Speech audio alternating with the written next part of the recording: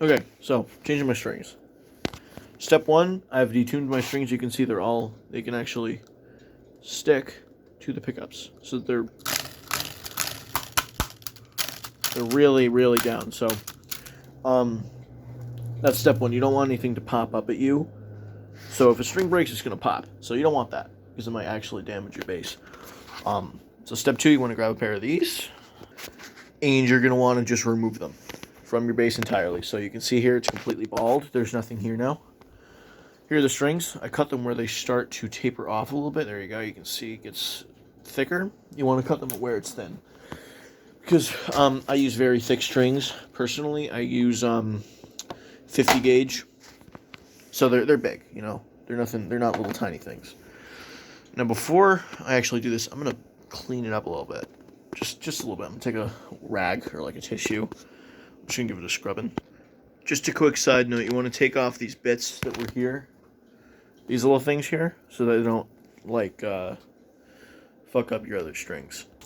So these strings that I use come like this, with the A string and E string completely separate, and the D and G string coming together like this. I'm just going to start with the G string. The best part about these strings is that they're actually color-coded. You can see here, the bit on the end of the G string is green. That's blurry, but this is green. So we're going to be using this one for the G string. So my bass, you can just string it through here. You want to put it at the top where the G string is, all the way through. So my bass is a little bit weird. You can't go right through like that. That doesn't do anything. You have to go in. So the first thing you want to do is measure it out on this bass. Slide through the nut there.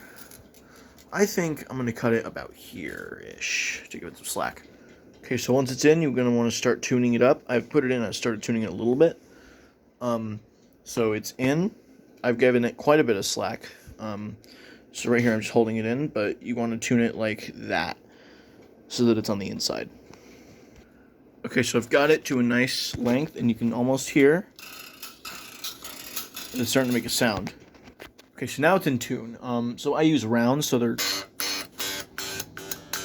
incredibly bright. My pick's over there. I'm too lazy to get it. But there's a lot of slack on that. It's very blurry for some reason, but there's a lot of slack on that.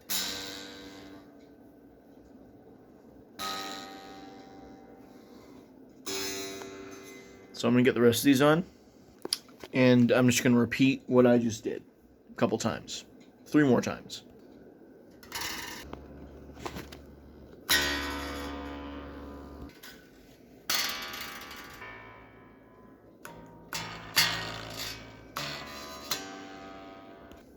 Just wanted to point out really quick that the farther down you go, the thicker the strings get, it's going to be harder to cut them.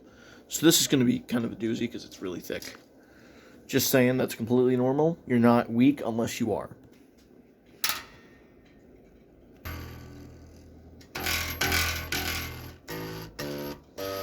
So it is normal that your strings will detune a little bit as you tune, because obviously you're bending this neck. If I can, bending the neck obviously detunes the strings. So I just want to tune up. But yeah, strings have been changed.